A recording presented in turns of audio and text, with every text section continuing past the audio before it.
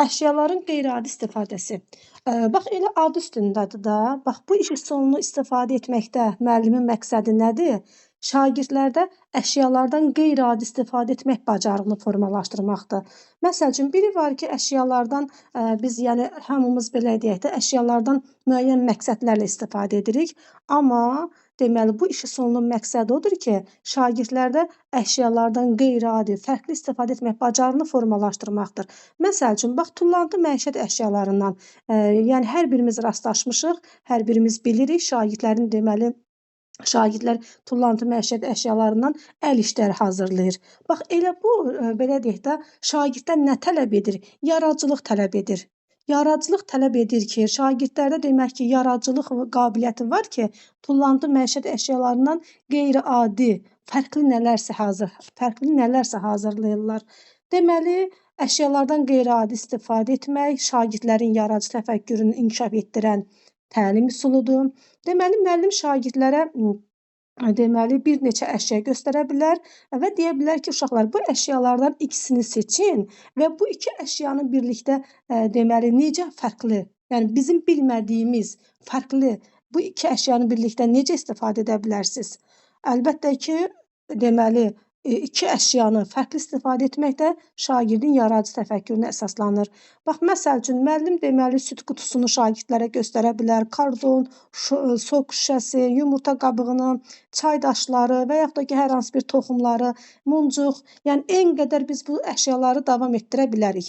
Yəni, müəllim bu kimi əşyaların adını çəkir və şagirdlərə sual verir ki, siz bu əşyalardan necə fərqli istifadə edə bilərsiniz? Yəni, hamımızın bildiyi yoldan yox, bizim bilmədiyimiz yoldan istifadə edərək bu əşyaları necə fərqli istifadə edə bilərsiniz? Əlbəttə ki, bax bu zaman şagirdlərdə hansı bacarıqlar formalaşacaq? Şagirdin yaradıcılığı formalaşacaq, şagirddə dəyərləndirmə, tənqidi təfəkkür, təhlil etmə kimi bacarıqlar formalaşmış olacaq. Əslində çox asan bir iş üsuludur da. Yəni bu elə heç burada belə deyək, çox çətin də deyil, adi bir şeydir. Yəni üstündə çox dayanmayaq. Deməli, indi baxırıq qərarlar ağacı, qərarlar ağacının izahına baxaq. Qərarlar ağacının məqsədi nədir? Yəni, bu üsuldan istifadə etməkdə müəllimin məqsədi nədir? Şagirdlərdə problem həll etmə bacarığını formalaşdırmaqdır. Bir də şagirdlərdə qərar qəbul etmə bacarığını formalaşdırmaqdır. Qərar qəbul etmə bacarığı, deməli, beyin həmləsində də var idi. Beyin həmləsinin də belə deyək, istifadə, yəni beyin həmləsində də nə var idi? Problem həll etmə var idi, qərar qəbul etmə var idi. Yəni, bax, məsəl üçün, beyin həmləsində də deyirdi ki, müəllimin bu üsulu istifadə etməkdə məqsədi nədir? Şagirdlərdə problem həll etmə bacarığını formalaşdırmaqdır, şagirdlərdə qərar qəbul etmə bacarığını formalaşdırmaqdır. Həmçinin elə qərarlar ağacının da bax, məqsədi budur ki, şagirdlərdə problem həll etmə, qərar qəbul etmə bacarığını formalaşdırsın. Bax, burada deməli necə tətbiq olunur? Problem qoyulur. Şagirdlər problemin həlli üçün ağıllarına gələn yolları səsləndirirlər. Yəni, problemin həlli üçün ağıllarına gələn fikirləri təklif edirlər. Bu qərarlar ağacı qrupla aparılır. Deməli, burada bir problemin həlli üçün şagirdlər müxtəlif yollar söyləyə bilər də. Yəni, əslində problemi biz bir yolla həll edirik də. Problemin bir yolu var. Deməli, belə deyək, bir neçə yol ixtisar olunur. Oradan problemin həlli üçün hansı səmərəlidirsə, biz həmin yolu, ən səmərəli yolu götürüb problemin həlli üçün istifadə edirik. Burada da deməli şagirdlər problemin həlli üçün ağıllarına gələn yolları, ağıllarına gələn ideyanı səsləndirir və sonda hər bir təklif olunan yolun müsbət və mənfi tərəfləri təhlil edilir. Müsbət və mənfi tərəfləri təhlil edilir və oradan problemin həlli üçün ən səmərəli həll yolu seçilir. Əlbəttə ki, burada müzakirə texnikasından istifadə olunur. Yəni, müzakirə texnikası və beyin həmləsindən istifadə olunur. Beyin həmləsi, biz iş üsulunu keçmişdik. Beyin həmləsi və müzakirə texnikasından istifadə olunur. Nə üçün müzakirə texnikasından istifadə olunur? Çünki şagirdlər bu problemin həllini müzakirə edərək, birlikdə problemi həll etməyə çalışırlar. Və müəllimlər, bax, bu qərarlar ağacının özünə məxsus deməli xüsusiyyəti var, müsbət və mənfi tərəflər. Müsbət və mənfi tərəflər digər iş üsulunda da var, sinektikada da var. İndi onu izah edəndə deyəcəm. Yəni nəyi çatdırmaq istəyirəm? Məsəl üçün bir neçə bacarıq var ki, belə deyək də, elə bacarıq var ki, bir neçə iş üsulunda var. Biz oradan yola çıxa bilmirik. Amma elə açar məqamlar var ki, demək ya həmin bir iş üsuluna aiddir və yaxud da ki, bir-iki iş üsuluna aiddir. Deməli, qərarlar ağacının da özünə məxsus açar sözü nə olacaq? Müsbət və mənfi tərəfləri şagirdlər təhlil edir. Aha, deməli, bax necə tətbiq edilir? Bu mərhələlər testlərdə olduğu kimi düşür də. Yəni, bax, bu 5 mərhələdən ibarətdir. Bu 5 mərhələ ardıcıllıq, yəni bu ardıcıllıq testlərdə düşür. Deməli, bu ardıcıllığı bilməyimizə ehtiyac var. Birinci deməli, necə olacaq? Əlbəttə ki, problem qoyulur, beyin həmləsi ilə mümkün həll yolları və ideyalar müəyyənləşdirilir. Yəni, şagirdlər beyin həmləsi texnikasından istifadə etməklə problemin həlli üçün ağıllarına gələn yolu, ideyaları bildirirlər və həll yollarının müsbət və mənfi tərəfləri müzakirə olunur. Əlbəttə ki, burada şagirdlər ən qədər problemin həlli üçün ən qədər yol, fikir söyləyə bilərlər.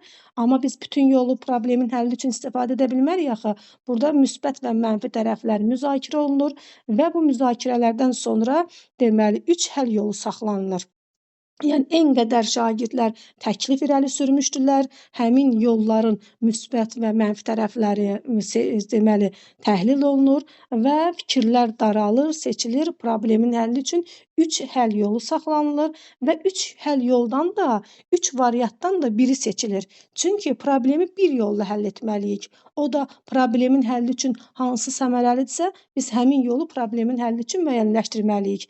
Deməli, 3 həll yolundan sonra deməli 3 həll yolu seçilir. 3 həll yolundan, yəni 3 yoldan deməli problemin həlli üçün biri seçilir. Yəni 3 variantdan biri seçilir, sonda qiymətləndirilir və əsaslandırılır. Yəni hansı yol problemin həlli üçün uyğundursa, həmin yol qiymətləndirilir və seçilir. İndi baxırıq, bax müəllimlər, deməli problem qoyulur. Dedik ki, şagirdlər problemin həlli üçün müxtəlif deməli ən qədər fikirlər söyləyə bilərlər. Söylənən fikirlər ixtisar olunur və problemin həlli üçün 3 həll yolu saxlanılır. Bax, 3 həll yolu saxlanılır və bu 3 həll yolun da özlüyündə müsbət və mənfi tərəfləri təhlil olunur. Müsbət və mənfi tərəfləri təhlil olunur. Hansı yolun müsbət tərəfi çoxdursa, elə problemin həlli üçün həmin yoldan istifadə edirlər. Bax, məsəl üçün, bura baxağın, deməli, müsbətə baxağın müəllimlər. Burada həmin problemin deməli, bu həll yolunun 3 müsbət tərəfi var. Burada yenə 3 müsbət tərəfi var. Burada da 3 müsbət tərəfi var. Yəni, müsbətdən yola çıxa bilmədik. Hər üçündə də müsbət tərəflər 3 dənədir. Bir-birinə bərabərdir. Amma baxırıq burada mənfi tərəflərə, baxırıq burada 5 mənfi tərəf var. Amma burada 1 mənfi tərəf var, burada 2 mənfi tərəf var. Deməli, indi baxırıq hansının mənfi tərəfləri daha azdır. Əlbəttə ki, bax, ortadakı fikir hansı olacaq? Bax, bu. Deməli, ən səmərəli yol problemin həlli üçün bax, burada ortada olan fikri deməli yolu götürərik problemin həlli üçün. Məsəl üçün, gəlin indi bir dənə burada nümunə vermişəm, problemə baxağın. Deməli, ətrafda tullantı məişət əşyalarının azaldılması üçün nə etmək lazımdır? Elə bil ki, müəllim şagirdlərə bu cür bir problem qoyur ki, ətrafda tullantı məişət əşyalarının azaldılması üçün nə etmək lazımdır? Deməli, şagirdlər burada müxtəlif beyin həmləsindən istifadə edərək müxtəlif yollar söylədi. Deməli, söylənən yoldan seçilir də, söylənən digər yollar ixtisar edilir. Orada o yollardan problemin həlli üçün 3 yol müəyyənləşdirilir və bu 3 yolun da müsbət və mənfi tərəfləri təhlil edilir. Hansının müsbət tərəfləri çoxdur, mənfi tərəfləri azdırsa, problemin həlli üçün həmin yol müəyyənləşir. İndi gəlin birinciyə baxağın, birinci həll yoluna baxağın. Məsəl üçün, tullantıların azaldılması üçün müxtəlif qurğular hazırlanmalı və yenidən emal edilməlidir. Yəni, bax, qoyulan problemə bir də baxağın. Ətrafda tullantı məişət əşyalarının azaldılması üçün nə etmək lazımdır? Qruplardan biri belə bir həll yolu müəyyənləşdirə bilər ki, tullantıların azaldılması üçün müxtəlif qurğular hazırlanmalı və yenidən emal edilməlidir. Məsəl üçün, bu birinci deməli həll yolu yazaq bura. İkinci həll yolu şagirdlər problemi həll etmək üçün ikinci bir hansı həll yolunu irəli sürə bilərlər? Əhalini maarifləndirmək lazımdır ki, ətrafa tullantılar atılmasın. Aha, ikinci həll yolunu da bura yazdıq. Üçüncü, ətrafa tullantıları atanlar üçün müxtəlif cərimələr müəyyənləşdirmək lazımdır. Deməli, şagirdlərin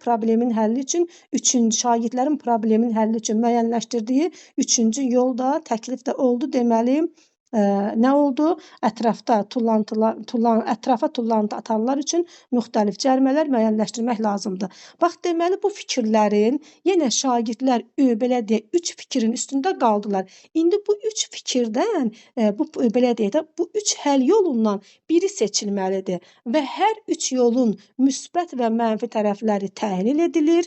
Yenə deyirəm, hansının müsbət tərəfləri çoxdur, hansının deməli, müsbət tərəfi çox, mənfi tərəfi azdırsa, deməli, elə problemin həlli üçün həmin yol seçilir. İndi məsəl üçün, mən burada ikincidə bax bu yolu müəyyənləşdirdim də. Gəlin baxaq, əhalini maarifləndirmək lazımdır ki, ətrafa tullantılar atılmasın. Deməli, problemin həlli üçün şagirdlər ən uyğun, səmərəli yol bax bu yolu müəyyənləşdirə bilərlər. Əlbəttə ki, necə müəyyənləşdirə bilərlər? Müsbət və mənfi tərəfləri təhlil olunduqdan sonra. Yaxşı, şagirdlərdə hansı bacarıqları formalaşdırır? Qərarlar ağacı. Deməli, çətin vəziyyətlərdə qərar qəbul etmək, problemlərin bir neçə həll yolunu tapmaq. Elə bax bu verdiyimiz, bax bu bacarıq beyin həmləsində də var. Beyin həmləsində də deyirdik ki, beyin həmləsinin məqsədi nədir? Şagirdlərdə çətin vəziyyətlərdə qərar qəbul etmək, problem həll etmək bacarığını formalaşdırmaqdır. Aha, digər deməli bacarığa baxırıq. Qərarlar qəbul edərkən səbəbləri təhlil etmək və əsaslandırmaq, ümumiləşdirmək, nəticə çıxartmaq. Burada nə üçün ümumiləşdirmək olacaq? Çünki şagirdlər problemin həlli üçün bir neçə yol deyir və sonda o yollar ümumiləşdirilir. Oradan problemin həlli üçün bir yol, hansı səmərəli yolsa həmin yol deməli götürülür. Nəticə çıxartmaq var. Şagirdlər sonda deməli söylənən yollardan nəticə çıxardırlar. Tənqidi və məntiqi təfəkkür var. Aha, sonra deməli əməkdaşlıq var. Əgər burada qrup işindən söhbət gedirsə, əlbəttə ki, burada əməkdaşlıq olacaq. Həmçində komanda işinə hörmət. Çünki deməli bax qərarlar ağacı komanda, yəni qrup şəklində həyata keçirilir. Deməli, digər iş üsulumuz olacaq sinektika. Deməli, sinektikada qərarlar ağacına oxşuyur. Burada da deməli, müəllim bu iş üsulunun tətbiqi zamanında şagirdlərin qarşısına hər hansı bir problem qoyulur. Amma qərarlar ağacından bu fərqlənir. Düzdür, bax, sinektika iş üsulunun qərarlar ağacı ilə ortaq xüsusiyyəti var, amma fərqli xüsusiyyətləri də var. Ortaq xüsusiyyətlər o olacaq ki, məsəl üçün, burada da problem qoyulur, burada da problemin həll yolunun müsbət və mənfi tərəfləri təhlil edilir. Bax, bura baxın, müsbət və mənfi tərəflərini şagirdlər müəyyənləşdirir. Yəni, problemin həlli üçün şagirdlər müxtəlif yollar, fikirlər, təkliflər irəli qoyulur. Amma biz söylənən hər bir fikri problemin həlli üçün istifadə edə bilərikmi? Edə bilmərik. Burada digər fikirlər təhlil olunur. Problemin həllinə hansı yol uyğundursa, həmin yolu problemin həlli üçün deməli istifadə edilir. Aha, fərqli tərəfi nə olacaq? Məsəl üçün, qərarlar ağacında problemi müəllim qoyurdu. Müəllim şagirdlərin qarşısına problem qoyurdu. Amma sinektikada elədir ki, şagirdlər qruplar problemi müəyyənləşdirir. Yəni, burada iki qrup olur. Qruplardan biri problemi qoyan tərəf rolunda çıxış edir. Digər bir qrup isə problemi həll edən tərəf rolunda çıxış edir. Əlbəttə ki, burada prosesi idarə edən kimdir? Prosesi idarə edən müəllimdir. Müəllim deməli burada hər iki qrupa şərait yaradır ki, hər iki qrup fikirlərini bildirsinlər. Deməli, problemi bir qrup qoyur, digər bir qrup problemin həlli üçün yollar, deməli, təkliflər irəli sürür. Amma problemi hansı qrup qoymuşdursa, elə problemin həlli üçün uyğun yolu da özü müəyyənləşdirir. Məsəl üçün, Aha, deməli olsun A qrupu, bu da olsun B qrupu. Məsəl üçün A qrupu problemi qoyan tərəfdir, yəni problemi qoyur. B qrupu isə problemi həll edən tərəfdir. Yəni problemi həll etmək üçün müxtəlif yollar, fikirlər ortaya qoyur. Hə, amma problemin həlli üçün yolu, ən səmərəli yolu kim müəyyənləşdirir? Problemi qoyan qrup müəyyənləşdirir. Məsəl üçün A qrupu qoyub da problemi. Elə problemin həlli üçün hansı yol uyğundursa, sonda deməli həmin problemi qoyan tərəf problemin həll yolunu da özü müəyyənləşdirir və öz fikrini əsaslandırır.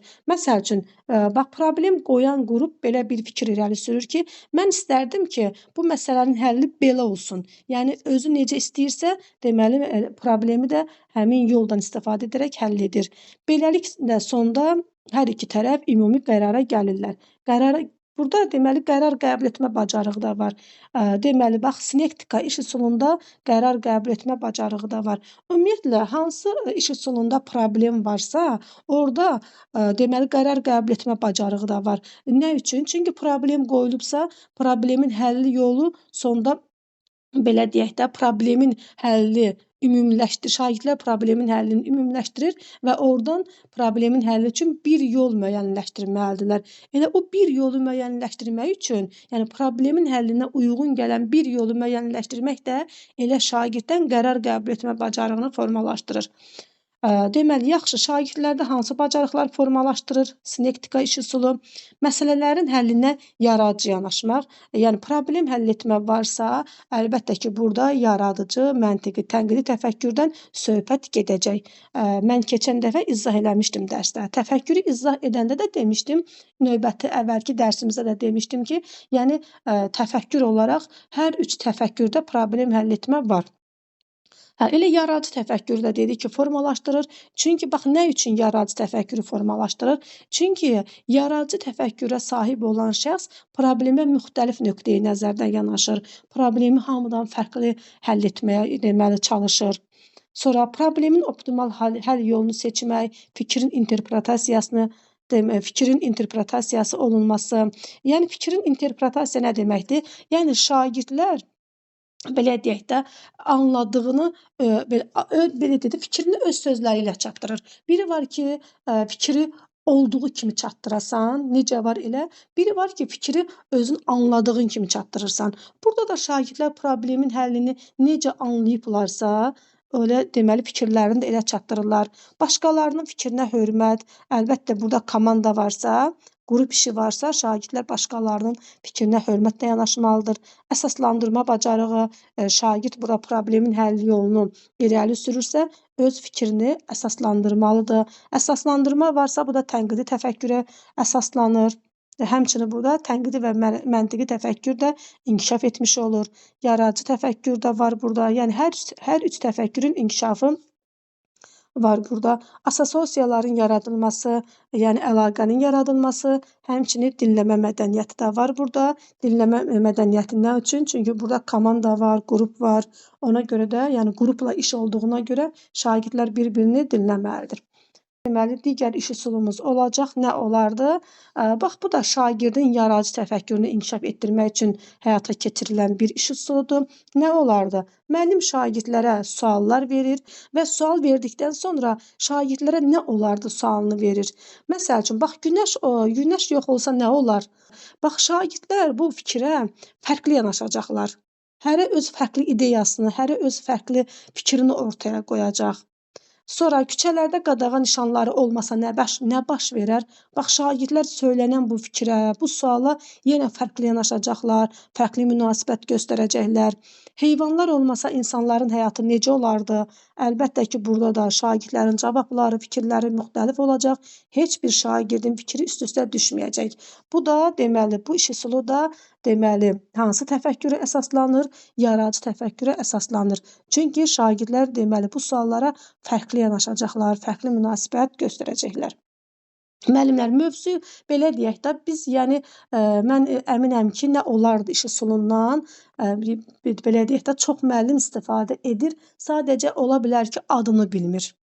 Bax, əslində burada bizim, deməli, izahını verdiyim iş üsullarından biz, hər dərs bəlkə də bir neçəsini istifadə edirik, sadəcə adını bilmirik. Məsəl üçün, mövzunu keçəndə mövzuya uyğun olaraq müəllim şagirdlərə o qədər belə suallar verir ki, yəni yaradıcı təfəkkürə əsaslanan müəllim şagirdlərə müxtəlif qədər sual verir.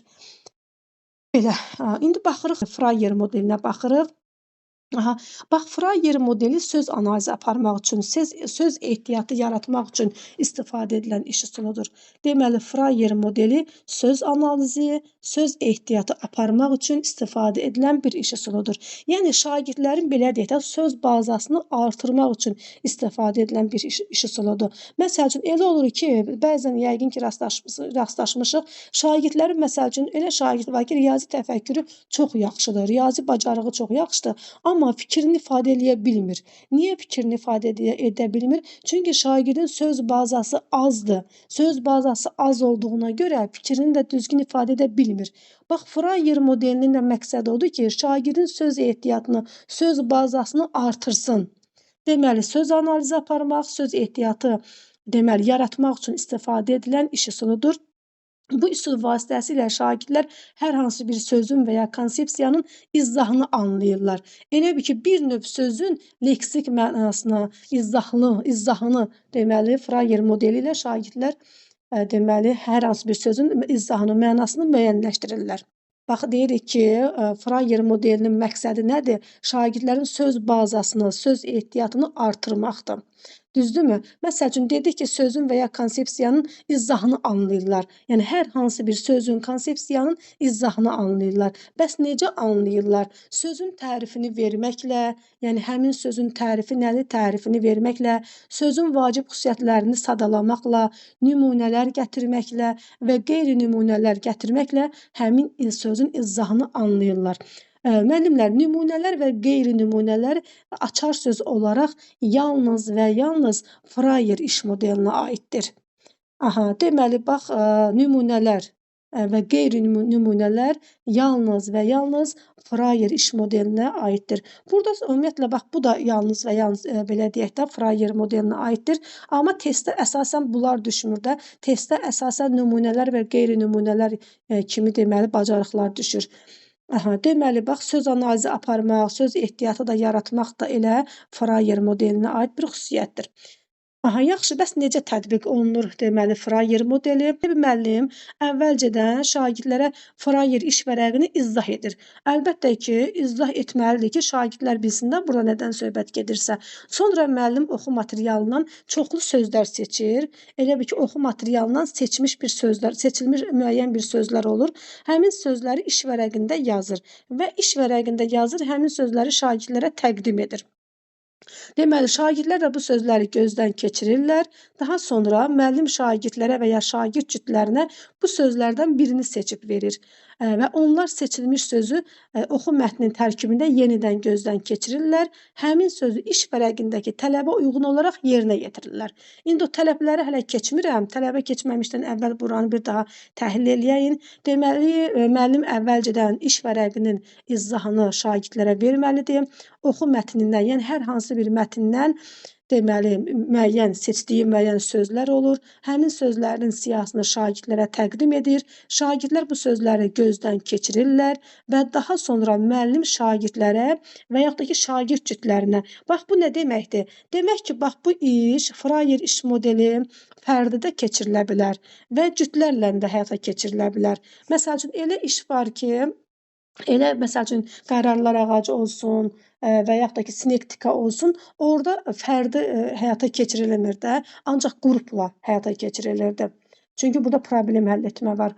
Amma deməli, Frayer modeli həm fərdi həyata keçirilə bilər, həm də ki, qrupla, yəni qrupla deyəndə, yəni cütlərlə də deməli həyata keçirilə bilər. Ümumiyyətlə, Frayer modeli qrupla da həyata keçirilə bilər. Yəni, belə deyək də, qrupla da həyata keçirilə bilər, fərdidə və yaxud da ki, cütlərlə də həyata keçirilə bilər. Deməli, şagirdlər həmin sözləri, deməli, şagirdlərə müəllim sözləri seçib verir. Şagirdlər seçilmiş sözü oxu mətnin tərkibində bir daha yenidən gözdən keçirirlər və həmin sözü iş vərəqindəki tələbə uyğun olaraq yerinə yetirirlər. Deməli, indi bax burada bir dənə seçilmiş söz var. Məsəl üçün, müəllim bugünkü mətndən ədat sözünü seçib. Şagirdlər bax birinci nə edirlər? Əlbəttə ki, nə edəcəklər? Ədatın izahını verəcəklər, tərifini verəcəklər. Ədat nədir? Məsəl üçün, sözlərin və cümlələrin təsir gücünü artıran köməkçi nitq hissəsidir. Yaxşı, ədatın xüsusiyyətlərini verdilər. Məsəl üçün, sinoniminə baxırlar. Əgər sinonimi varsa, yəni həmin sözün sinonimini yazırlar. Əgər sinonimi yoxdursa, məsəl üçün xarakterikdir. Yəni ədat haqqında, ədatın hansı xarakteri, hansı xüsusiyyətləri var? Ədatın xüsusiyyətlərini, xarakterini yazır. Məsəl üçün, ədatların mənaca müxtəlif növləri var. Elə bil ki, ədat haqqında nümunələr yazır da. Nümunələr yazır, ədat haqqında əlavə fikir yazır, xarakterini yazır. Məsəl üçün, ədatların mənaca müxtəlif növləri var. Hansılardır? Qüvvətləndirici, dəqiqləşdirici, sairə. Deməli, bax burada ədatın xarakteri yazılır. İndi burada cümlə yazılır. Deməli, cümlə də ola bilər, şəkil də ola bilər. Məsəl üçün, elə söz ola bilər ki, burada şagirdlər həmin sözün şəklini də çəkə bilərlər. Həmin sözün şəklini də çəkə bilərlər və yaxud da ki, həmin sözü cümlədə də işlədə bilərlər. Fərqi yoxdur. Deməli, sözün şəklini də çəkə bilərlər və yaxud da ki, belə deyək də, sözü cümlədə də işlədə bilərlər. Bax, məsəl üçün, burada təbiət sözü olsaydı, təbiət sözü əgər yazılmış olsaydı, şagirdlər əlbəttə ki, təbiətin şəklini çəkə bilərdilər. Yox, şəklini çəkmirlər, təbiət sözünü cümlədə işlədə bilərlər. İndi baxırıq, yenə ədata qaydırıq. Antonimi varsa, antonimini deməli, bax, burada deməli, qeyd edirlər. Yox, antonimi yoxdursa, məsəl üçün, ki, xarakterik deyil. Yəni, ədatın hansı xüsusiyyətləri yoxdur? Məsəl üçün, bax, burada ədatın digər xüsusiyyətləri yazıldı. Amma burada da ədatın hansı xüsusiyyətləri yoxdur, onlar yazılır. Yəni, burada qeyri-nümunələr deyirik də. Məsəl üçün, ayrılıqda leksik mənaya malik olmur, suala cavab vermir, cümlə üzvü olmur. Yəni, ədatın bu kimi xüsusiyyəti, xarakteri yoxdur. Deməli, burada da artıq şagirdlər qeyri-nümunələrini yazırlar. Yaxşı, şagirddə hansı bacarıqları formalaşdırır bu iki solo? Əvvəlki biliklə yeni biliyi əlaqələndirmək. Yəni, şagirdlər bax, burada hər hansı bir sözün deməli, izahını, təhlilini aparırlarsa, bu zaman şagirdlərin köhnə bilikləri də aktivləşir. Çünki sözün sinonimini müəyyənləşdirirlər, antonimini müəyyənləşdirirlər, sözün tərifini müəyyənləşdirirlər, sözə aid cümlə qururlar. Bu zamanda əlbəttə ki, şagirdlər əvvəlki biliklərindən istifadə edir.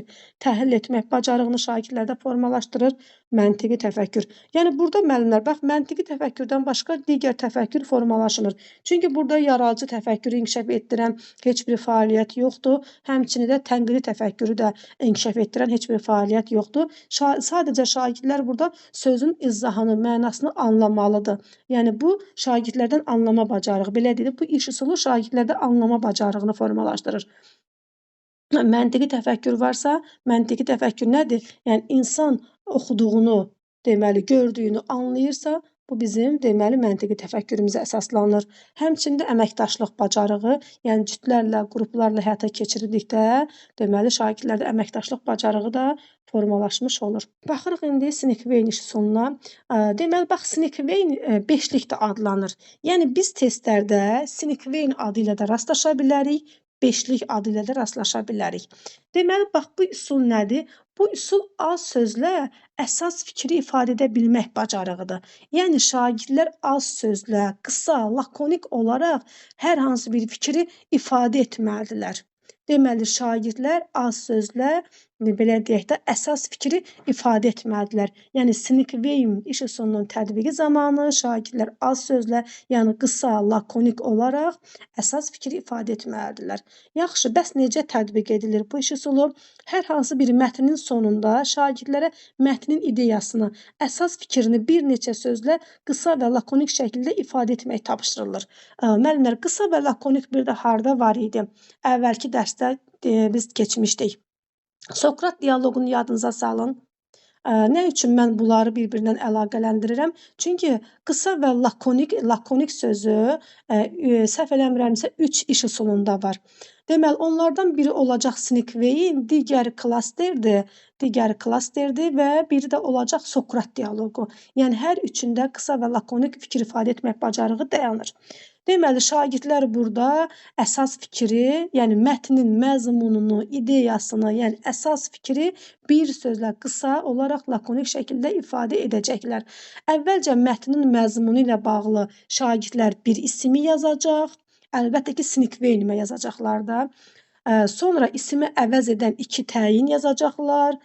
Sonra isimə uyğun olaraq 3 fe'l yazacaqlar. Sonra mətnin ideyasını bildirən 4 sözdən ibarət bir söz birləşməsi yazacaqlar. Söz birləşməsi də ola bilər, cümlə də ola bilər. Deməli, dedik ki, Sinkveyn iş üsulunun digər bir adı da beşlikdir. Nə üçün müəllimlər beşlikdir? Baxın, 5 hissədən ibarətdir. 1, 2, 3, 4, 5. 5 hissədən ibarətdir. Ona görə də bu beşlik də adlanır. Deməli, şagirdlər hər hansı bir mətnin sonunda mətnin ideyasını, əsas fikri bir sözlə, yəni qısa, yığcam olaraq mətnin məzmununu bildirirlər. Deməli, yəni mətnin məzmununu bir isimlə ifadə edirlər. Birinci mətnin məzmununu əks etdirən, yəni mətnin məzmunu haqqındadır. Həmin mətnin məzmununu əks etdirən isim yazırlar bura. Sonra isimə aid 2 sifət yazırlar. Burada 2 sifət yazırlar. İsimə aid deməli burada 3-cü deməli sətrə isimə aid fe'l yazırlar. Sonra bax burada 4 sözdən ibarət söz birləşməsi yazırlar. Söz birləşməsi də olar, cümlə də ola bilər. Sonda yenə mətnin məzmununu ifadə edən bir isim yazırlar. Elə bil ki, burada deməli Sinkveyn bir isimlə başlayır, sonda da yenə deməli Sinkveyni bir isimlə də yekunlaşdırırlar. Məsəl üçün, burada nümunə var. Nümunəyə baxağın. Fizika dərsində müəllim əgər işıq mövzusunu keçibdirsə, deməli, bax, işıq mövzusu haqqında Sinkveyn deməli yarada bilər. Necə? Məsəl üçün, şagirdlər bugün işıq mövzusunu keçibdirsə, deməli, bax, nə yaza bilərlər burada? Burada deməli, işıq yaza bilərlər. Burada işığa aid 2 sifət yaza bilərlər. Məsəl üçün, belə deyək də, işığa aid hansı sifətlər yazmaq olar? Məsəl üçün, parlaq, aydın sifətlər yazmaq olar. Fe'l yaza bilərlər. Parlayır və yaxud da ki, yanır. Yəni, fərqi yoxdur da. Parlayır, yanır yazmasın. Məsəl üçün, başqa fe'llər yazsın. Burada yəni şagirdlərin öz yaradıcılığından, deməli, təfəkkürünə əsaslanan bir, belə deyək, üsuldur bu. Sonra cümlə yaza bilərlər. Bax, burada dedik ki, 4-cü sətirdə, 4-cü mərhələdə şagirdlər hər hansı bir cümlə yaza bilərlər. Məsəl üçün, insanların ona ehtiyacı var. Sonda yenə Sinkveyni bir isimlə tamamlayırlar. Məsəl üçün, isimlə necə tamamlaya bilərlər? Aydınlıq. Deməli, isimlə, bax, işıqdan başladılar, sonda isimlə də Sinkveyni bağladılar. Məsəl üçün, indi baxaq, başqa bir nümunələrə baxağın. Məsəl üçün, bugün hər hansı bir anaya aid deməli mətn keçmişik. Mətnin məzmununda nə dayanır? Mətnin məzmunu kim haqqındadır? Mətnin məzmunu kimə əsaslanır? Anaya əsaslanır. Şagirdlər deməli, bax, bura ana sözünü yaza bilərlər. Sonra anaya aid 2 sifət yaza bilərlər. Məsəl üçün, hansı sifətləri yaza bilərlər? Mehriban, gözəl sözlərini yaza bilərlər. Deməli, ana sözünə aid, məsəl üçün, 3 fe'l yaza bilərlər. Nə yaza bilərlər? Məsəl üçün, öyrədir, sevir, qayğımıza qalır. Söz birləşməsi yaza bilərlər. Qayğıkeş, səmimi, mələk simalı yaza bilərlər. Sonra sonda da Sinkveyni isimlə bağlaya bilərlər. Məsəl üçün, bax, bura nə yaza bilərlər? Məhəbbət. Yəni, mətnin məzmunu haqqındaydı. Yəni, ana haqqındadırsa, əlbəttə ki, burada ana məhəbbətindən də söhbət gedir də. Yəni, deməli, şagirdlər anaya aid, məzmuna aid bir isimlə, deməli, Sinkveyni bağlaya bilərlər. Deməli, şagirdlərdə hansı bacarıqları formalaşdıracaq? Ümumiləşdirmə bacarığını, fikrin lakonik və dərin ifadəsi, nəticə çıxartmaq, oxuyub anlama. Burada oxuyub anlama bacarığı olacaq. Nə üçün? Çünki şagirdlər mətni oxuyurlar. Mətni oxumalıdırlar, mətni oxuyub anlamalıdırlar ki, mətnin məzmununu bir sözlə ifadə edə bilsinlər. Əlbəttə ki, burada o şagird əgər oxuya bilər, oxumaq hamı oxuya bilər, amma hər şagird oxuduğunu anlamır. Ona görə də burada oxuyub anlama bacarığı önəmlidir ki, şagirdlər anlamalıdır ki, mətnin məzmununu əks etdirən ismi müəyyənləşdirsinlər, ismə aid feillər və yaxud da ki, sifət, söz birləşməsi deməli qura bilsin. Və dedik ki, fikrin lakonik və dərin ifadəsi, lakonik yığcam deməli Sinkveyində də oldu, Sokrat dialoqunda da oldu, bir də klasterdə də olacaq. Yəni klasteri izah eləyəndə deyəcəm. Deməli fikrimizi ümumiləşdirək müəllimlər, nə dedik? Dedik ki, şagirdlər hər hansı bir mətni oxuduqdan sonra mətnin məzmununu qısa, lakonik olaraq öz sözləri ilə, fikirləri ilə ifadə edirlər. Necə ifadə edirlər? Mətni oxuyub anladıqdan sonra mətnin məzmununu əks etdirən ismi birinci Sinkveymin birinci mərhələsinə yazırlar. İkinci sütuna, ikinci sətrə nə yazırlar? İsmi əvəz edən iki sifət yazırlar. Üçüncü deməli mərhələyə nə yazacaqlar? İsmə aid 3 feil yazacaqlar. Bəs dördüncü mərhələyə nə yazacaqlar? 4 sözdən ibarət söz birləşməsi və ya cümlə də yaza bilərlər. Sonda isə mətnin məzmununu yenə bir isimlə, deməli sonda isə mətnin məzmununu yenə bir isimlə ifadə edəcəklər. Və həmçində dedik ki, bu nə adlanır? Beşlik adlanır. Çünki 5 mərhələdən ibarətdir ona görə. Baxırıq indi anlayışın çıxarılmasına. Deməli, anlayışın çıxarılması şagirdlərin bildikləri arasında nə dərəcədə düzgün əlaqə yarada bildiklərini və bəzən də keçirilənlərin anlama dərəcəsini yoxlamaq üçün istifadə edilir. Deməli, anlayışın çıxarılması iş üsulundan müəllim nə vaxt istifadə edə bilər? Şagirdlərin bildikləri arasında nə dərəcədə əlaqə qurub-qurmadığını müəyyənləşdirmək üçün istifadə edə bilər. Yəni, başlayır şagirdlərin bildikləri arasında deməli, nə dərəcədə düzgün əlaqə qurub-qurmadığını müəyyənləşdirmək üçün. Bu o deməkdir ki, yəni anlayışın çıxarılması zamanı şagirdlərin köhnə bilikləri aktivləşir. Deməli, bu iş üsulunu tətbiq etmək üçün şagirdlərin baza bilikləri olmalıdır. Şagirdlərin baza bilikləri olmalıdır ki, müəllim müəyyənləşdirsin ki, görək şagirdləri bildikləri arasında əlaqə qura bilir və yaxud da ki, qura bilmir. Və yaxud da ki, şagirdlərin anlama bacarıqlarını da müəllim ölçə bilər. Bu nə deməkdir anlama bacarığını? Məsəl üçün, bugün mövzunu keçmişik. Mövzunu keçəndən sonra müəllim belə deyək də, şagirdlərin mövzunu anlayıb anlamadığını müəyyənləşdirmək istəyirsə, elə o zaman da anlayışın çıxarılması iş üsulundan istifadə edə bilər.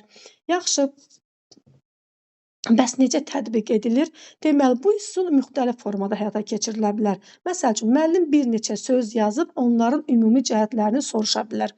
Deməli, əlamətlər və yaxud da ki, xüsusiyyətlər arasında ortaq nöqtə tapıb bir sözlə ifadə etməlidirlər. İndi müəllimlər, şəklə də özümüz şəklə diqqətlə baxırıq. Məsəl üçün, görürsünüz qıraqda dairələrin, deməli, belə deyək də, dairələrin içində müəllim müxtəlif sözlər yazıb. Məsəl üçün, böyürtkən, çiyələk, qarpız, moruq kimi sözlər yazıb. İndi bu sözləri yazdıqdan sonra müəllim ortaya dairənin içinə bir sual işarəsi qoyur və bu sual işarəsini müəllim nə məqsəddən qoyur? Yəni, şagirdlərə deyir ki, uşaqlar, bax bu verilən sözlərin arasında belə bu sözlərin ortaq xüsusiyyəti nə olacaq? Şagirdlər həmin ortaq xüsusiyyəti tapıb, deməli, bax bu sual işarəsini yerinə yazmalıdırlar. Deməli, şagirdlər bax bu verilən sözlər arasında ortaq xüsusiyyəti tapıb və deməli, sual işarəsini yerinə yazmalıdırlar. Məsəl üçün, bax böyürtkən, çiyələk, qarpız, moruq. Əlbəttə, bunların ortaq xüsusiyyəti nə olacaq? Baxırıq ki, çiyələk meyvədir, amma qarpız bostan bitkisidir. Bax, görürsünüz, bu nə qədər şagirddən belə deyək də, şagird bu zaman, bax, anlayışın çıxarılması zamanı şagirdlərin belə deyək də, köhnə bilikləri aktivləşir. Deməli, bu iş üsulunu tətbiq edən zaman şagird belə deyək də, həm meyvələr haqqında məlumat olmalıdır, həm bostan bitkisi haqqında məlumatı olmalıdır ki, bunların ortaq xüsusiyyətlərini tapa bilsin. Düzdür, indi bunların ortaq xüsusiyyəti nə olacaq? Bunların hər birinin toxumları var da, bunları yəni ortaq xüsusiyyəti olaraq şagird bura toxum sözünü, şagirdlər bura toxum sözünü yaza bilər. Yəni, bunların ortaq xüsusiyyəti bu olacaq. olacaq. Məsəl üçün başqa bir söz olsun da, yəni biz bunu əslində anlayışın çıxarılması çox, yəni hər dərsdə demək olar ki, biz istifadə eləyə bilərik anlayışın çıxarılmasından. Məsəl üçün mövzunu keçəndən sonra görək şagirdlər mövzunu anlayıblar, anlamayıblar. Mövzuda olan sözləri yaza bilərik və həmin o sözlərin xüsusiyyətlərini soruşa bilərik. Aha. Və yaxud da ki, bax belə deyək də, bu riyaziyyat dərsində də istifadə oluna bilər. Məsəl üçün müəllim burada hər hansı bir hərf, ədədləri yaza bilər. Hər hansı ədədləri yaza bilər. Məsəl üçün soruşa bilər ki, həmin ədədlərin ortaq xüsusiyyəti nə olacaq? Məsəl üçün elə ədədlər yaza bilər ki, 5-ə bölünən ədədlər ola bilər. Bax belə gəlin yazağında. Məsəl üçün müəllim bura yaza bilər 10, bura yaza bilər 20 və yaxud da ki, 50 yaza bilər. 65 yaza bilər. Şagirdlərdən soruşa bilər ki, uşaqlar, bax bu ədədlərin ortaq xüsusiyyəti nə olacaq? Hə, şagird düşünməlidir, təhlil etməlidir. Deyə bilər ki, müəllim, bunların ortaq xüsusiyyəti olacaq ki, verilən ədədlərin hər biri 5-ə bölünür. Və yaxud da ki, digər fənlərdə də istifadə edə bilərik də. Azərbaycan dilində necə istifadə edə bilərik? Məsəl üçün müəllim bura yaza bilər ki, oxuyur. Yəni belə deyək də, qırağa müxtəlif feillər yaza bilər. Oxuyur yaza bilər, bura yaza bilər, yazır, qaçır yaza bilər və yaxud da ki, yatır yaza bilər. Hə, bu cür sözləri yazar. Şagirdlərdən soruşa bilər ki, bu sözlərin ortaq xüsusiyyəti nə olacaq? Hansı ortaq xüsusiyyət bunları birləşdirir? Hə, şagirdlər belə cavablandıra bilər ki, verilən sözlər hamısı feildir. Deməli, bax, şagirdlər sual işarəsinin yerinə nə yaza bilərlər? Feil yaza bilərlərmi? Yaza bilərlər.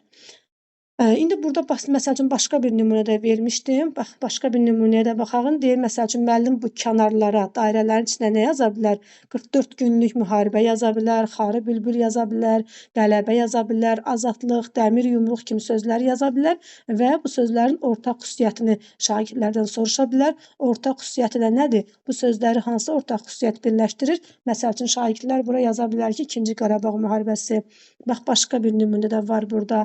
Məsəl üçün müəllim bax bu qıraqdakı, kənardakı dairələrə zəlzələ, fırtına, külək, qasırğa, sel, deməli bu kimi təbii fəlakətlərin adını yaza bilər və sonradan şagirdlərə belə bir sual verə bilər ki, yaxşı bu sözlərin hansı ortaq xüsusiyyət birləşdirir? Yəni bunların ortaq xüsusiyyəti nə olacaq? Şagird nə yaza bilər? Məsələn, təbii fəlakət yaza bilər və yaxud da ki, təbiət hadisəsi də yaza bilər. Belə, deməli, şagirdlərdə hansı bacarıqlar formalaşır? Ümumiləşdirmə, qruplaşdırma, assosiasiya yaratmaq, məntiqi təfəkkür, müstəqil deməli şəkildə düşünmək və nəticə çıxartmaq. Nəticə çıxartmalıdırlar da. Şagirdlər bu verilən deməli sözlərin ortaq xüsusiyyətini tapmalıdırlar. Ortaq xüsusiyyətini tapmaq üçün də nəticə çıxartmalıdırlar. Müstəqil düşünmə əlbəttə olacaq da. Şagirdlər verilən hər bir söz haqqında müstəqil olaraq düşünməlidirlər. Assosiasiya yaratmaq, əlaqə yaratmaq deməkdir. Demək ki, bu sözlər arasında ortaq bir xüsusiyyət var. Bu sözləri birləşdirən ortaq bir əlaqələri var. Onu müəyyənləşdirməlidirlər. Qruplaşdırma əlbəttə olacaq, çünki verilən sözləri qruplaşdırırlar. Görək hansı qrupa aiddir. Ümumiləşdirmə də yenə olacaq. Belə, deməli, bu anlayışın çıxarılmasına nə vaxt tətbiq edə bilərik? Hansı məqsədlə müəllim deməli anlayışın çıxarılmasından istifadə edə bilər? Şagirdlərin bilikləri arasında nə dərəcədə düzgün əlaqə qurmadığını müəyyənləşdirmək üçün istifadə edə bilər. Bir də şagirdlərin anlama bacarığını yoxlamaq üçün də istifadə edə bilər. Yəni, bugün hər hansı bir mövzunu keçdikdən sonra şagirdlər həmin mövzunu anlayıblar, yoxsa anlamayıblar. Yəni, şagirdlərin anlama bacarığını yoxlamaq üçün də deməli anlayışın çıxarılmasına istifadə etmək olar. İndi baxırıq deməli karusel iş üsuluna baxırıq. Bax, karusel iş üsulundan istifadə edən zaman müəllim bütün şagirdləri dərsdə aktiv saxlaya bilər. Deməli, bütün şagirdləri dərsdə aktiv saxlaya bilər və şagirdləri dərsə cəlb edə bilər. Akvarium zamanı deməli şagirdlər belə deyək də birgə öyrənirlər. Birgə öyrənirlər, çünki burada qruplar, akvarium ümumiyyətlə qrup şəklində, qrup formasında həyata keçirilən bir iş üsuludur. Akvarium zamanı şagirdlər bir-birini qiymətləndirirlər. Yəni şagirdlərdə akvarium zamanı şagirdlər yoldaş qiymətləndirilməsi deyirik də, qruplar, şagirdlər bir-birini qiymətləndirir və yoldaş qiymətləndirməsi varsa, bu deməli formativ qiymətləndirmə deməkdir də. Deməli, müəllim həmçinin formativ qiymətləndirmə zamanı da deməli karusel iş üsulundan istifadə edə bilər. Çünki burada müəllimlər yoldaş qiymətləndirməsi varsa, elə yoldaş qiymətləndirilməsi formativ qiymətləndirmənin üsullarından biridir. Formativ qiymətləndirmənin üsulları çoxdur. Onlardan biri də yoldaş qiymətləndirməsidir. Mən nə üçün məsəl üçün formativ qiymətləndirməni bura qeyd eləmişəm? Bu kitabda yoxdur. Çünki burada belə deyək də, kitabda formativ qiymətləndirmə yoxdur da ki, yəni müəllim formativ qiymətləndirmə zamanı da deməli karusel iş üsulundan istifadə edə bilər. Amma testə gəlir, düşür. Testdə də olanda müəllimlər çaşır ki, axı müəllim mövzuda belə bir şey yox idi axı. Deməli formativ qiymətləndirmə zamanı müəllim karuseldən istifadə edə bilməz. İstifadə edə bilər. Nə üçün? Və fikrimi də əsaslandırıram. Çünki yoldaş qiymətləndirmə elə formativ qiymətləndirmənin üsullarından biridir. Yaxşı necə tətbiq edilir? Deməli, şagirdlər burada qruplara bölünür. Hər bir qrupa iş vərəqi verilir. Deməli, şagirdlər qruplara müəllimlər çox xahiş edirəm, səsi bağlayağın. Deməli, şagirdlər qruplara bölünür və şagirdlərə iş vərəqi paylanılır. Qruplar deməli iş vərəqində verilən tapşırığı yerinə yetirirlər və sonra həmin tapşırığı digər qrupa ötürürlər. Deməli, qruplar onlara verilən tapşırığı yerinə iş vərəqində olan tapşırığı yerinə yetirdikdən sonra iş vərəqini digər qrupa ötürürlər. Elə bil ki, gəlin bax burada qruplar çəkəyin. Məsəl üçün bu olsun qruplar. Deməli, baxın müəllim belə deyək də qrupları da adlandıraq. Bizə aydın olsun. Deməli, bax birinci qrup deməli, ona verilən iş vərəqində onlara təqdim olunan tapşırığı yerinə yetirir. Tapşırığı yerinə yetirir, sonra deməli həmin tapşırığı ötürür digər bir qrupa. Digər qrupa ötürülür. Əgər bax belədir, bu birinci belə deyək də, birinci qrup öz tapşırığı digər qrupa ötürübsə, bax bu dördüncü qrupda tapşırığı əlbəttə ki, bura ötürür də birinci qrupa. Deməli, birinci qrup ötürdü digər qrupa, ikinci qrupda həmin özü işlədiyi tapşırığı ötürür üçüncü qrupa, üçüncü qrupda tapşırığı ötürür dördüncü qrupa, dördüncü qrupda tapşırığı ötürür beşinci qrupa və beləliklə iş vərəqi bax karusel istiqamətində, yəni saat əqrəbi istiqamətində qruplara ötürülür. Və ona görə deyirik ki, deməli burada yoldaş qiymətləndirməsi var. Çünki niyə yoldaş qiymətləndirməsi var? Dedi ki, şagirdlər məsəl üçün bu qrup öz işini digər bir qrupa ötürür, digər qrupda digər bir qrupa ötürülür. Bax bu zaman ikinci qrup deməli belə dedi, onu ötürülən iş vərəqində olan tapşırıqları bir daha gözdən keçirir. Əgər ehtiyac varsa əlavələr edir. Elə bu da bax yoldaş qiymətləndirməsinə əsaslanır da. Yəni qruplar bir-birinin işini qiymətləndirir və qruplar bir-birinin işini qiymətləndirdiyinə görə elə bu yoldaş qiymətləndirilməsi burada olacaq. Deməli, şagirdlərdə hansı bacarıqlar formalaşacaq? Məntiqi tənqidi təfəkkür, yəni burada hər iki təfəkkür var. Burada yaradıcı təfəkkürdən söhbət gedə bilməz də, çünki burada yaradıcılıq heç bir şey yoxdur. Müstəqil düşüncə olacaq, ünsiyyət bacarığı, qruplar iş varsa ünsiyyət olacaq, dəyərləndirmə, qarşılıqlı əlaqələndirmə, qarşılıqlı əlaqə və ümumiləşdirmə bacarığı şagirdlərdə formalaşır. Deməli, müəllim daha doğrusu akvarium yox, deməli, karusel iş üsulunun tətbiqi zamanı müəllim bütün şagirdlər qrupda aktiv saxlaya bilər, həmçində bütün şagirdlərin dərsə cəlb etməsini təmin edə bilər. İndi baxırıq, deməli, klaster iş üsuluna baxırıq.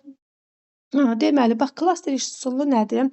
Şagirdlərin bir mövzu, hadisə, xüsusiyyət haqqında artıq mövcud olan biliklərini aktivləşdirmək üçün istifadə olunan iş üsuludur. Deməli, klaster iş üsulu nədir? Şagirdlərin mövzu, hər hansı bir, yəni mövzu haqqında, hadisə haqqında, xüsusiyyət haqqında artıq mövcud olmuş biliklərini aktivləşdirmək üçün istifadə olunur. Elə bil ki, artıq mövcud olmuş biliklər nə deməkdir? Yəni müəllim şagirdlərin köhnə biliklərini aktivləşir. Yəni belə deyək də, bir növ bu iş üsulu sual-cavaba əsaslanır. Burada müəllim məqsəd nədir? Burada müəllim şagirdlərin köhnə biliklərini deməli aktivləşdirir. Həmçində burada müəllim diaqnostik qiymətləndirmə də apara bilər. Yəni məsəl üçün biz diaqnostik qiymətləndirməni əsasən öyrənmişik ki, biz diaqnostik qiymətləndirməni necə həyata keçiririk? Testlər vasitəsilə həyata keçiririk. Amma müəllim test yox, elə klaster iş üsulundan istifadə etməklə də şagirdlər arasında diaqnostik qiymətləndirmə apara bilər. Aha, deməli bax burada da deməli hər hansı bir mövzu ilə bağlı anlayış, hadisə və ya xüsusiyyət klasterin mərkəzində yazılır. Şagirdlər həmin mövzu ilə bağlı açar sözləri bildirəcəklər. Açar sözləri qeyd edəcəklər. Burada da deməli bax müəllimlər lakonik sözü burada da var. Şagirdlər burada deməli fikirlərini, mövzu ilə bağlı fikirlərini lakonik, yığcam şəkildə ifadə etməlidirlər. Yəni biri var ki, uzun-uzadı yox. Müəllim məsəl üçün bax klasterin deməli mərkəzində hər hansı bir sözü yazır. Şagirdlər həmin sözü əks etdirən açar sözləri bildirirlər. Açar sözlər nə olacaq? Yəni həmin sözü hadisə, burada hadisə də ola bilər, anlayışda, prinsipdə fərqi yoxdur da. Nə yazmışıqsa, həmin sözlə bağlı şagirdlər fikirlərini lakonik olaraq deməli bildirirlər. Məsəl üçün müəllim klasterin mərkəzində nə yaza bilər? İlin fəsilləri. İlin fəsilləri. İlin fəsilləri ilə bağlı şagirdlər açar sözləri yazırlar. İlin fəsilləri hansılar olacaq? Məsəl üçün qış olacaq, deməli yay olacaq, yaz olacaq, payız olacaq. Şagirdlər qısa olaraq ilin fəsilləri ilə bağlı açar sözləri bildirdilər. Məsəl üçün qışı hansı belə deyək də, qış fəslini hansı aylar əhatə edir? Bax şagirdlər deməli dekabr, yanvar, fevral ayı deyə bilərlər. Ya onlar dedikləri də lövhədə belə deyək də klasterdə qeyd olunur. Məsəl üçün burada yayı deməli şagirdlər yay fəslini deyirlər. Yay fəsilləri hansı ayları deməli əhatə eləyə bilər və yaxud da ki burada digər fəsillər deməli hansı aylar əhatə eləyirsə, onlar qeyd olunur. Əslində bu klaster istənilən qədər böyüyə bilər. İstənilən qədər böyüyə bilər. Məsəl üçün bax burada yanvar, düzdürmü? Yanvar sözü yazıldı. Yanvar deyəndə ağlımıza nə gəlir? 20 yanvar gəlir, düzdürmü? Məsəl üçün bax klasteri böyütmək üçün, şaxələndirmək üçün məsəl üçün yanvar ayında nə var? Deməli 20 yanvar da bax məsəl üçün yaza bilərik. Dekabr ayında məsəl üçün nə var? Hansı əlamətdar gün var? Dekabr deyəndə 31 deməli dekabrda xatırlayırıq. Dünya Azərbaycanlıların həmrəylik. Fevral ayı deyirsə, fevral ayında nə var? Şagirdlər həmin ayla bağlı nəyə xatırlaya bilərlər? Mart ayı həmçinin elə, may ayı həmçinin. Yəni bax burada yenə deyirəm də klaster istədiyimiz qədər genişləndirə bilərik. Məsəl üçün bax burada indi biologiyaya aid bir klaster qoymuşam nümunə olaraq. Məsəl üçün müəllim bura klasterin mərkəzinə yaza bilər hüceyrə. Görün burada klasteri nə qədər genişləndirmək olur. Görün burada klaster nə qədər genişlənibdir. Bax hüceyrəni əks etdirən indi burada biologiya müəllimi varsa, deməli daha yaxşı indi aydın olacaq ona. Bax burada məsəl üçün hüceyrə toxumadır, məsəl üçün nüvədir, görürsüz nüvə xromosom. Bax getdikcə elə bil ki, hər sözə uyğun olaraq bir açar söz tapılır. O deyilir sözdən söz çıxır, fikirdən fikir çıxır. Burada da sözdən, fikirdən fikir çıxardaraq şagirdlər klasteri istədikləri qədər genişləndirə bilərlər. Artıq deməli bu iş üsulunun məqsədi nədir? Müəllim şagirdlərin görək mövzu ilə bağlı hər hansı bir hadisə ilə bağlı biliklərini aktivləşdirməkdir. Yəni belə şagirdlərin köhnə biliklərini bir növ təkrarladır şagirdlərə.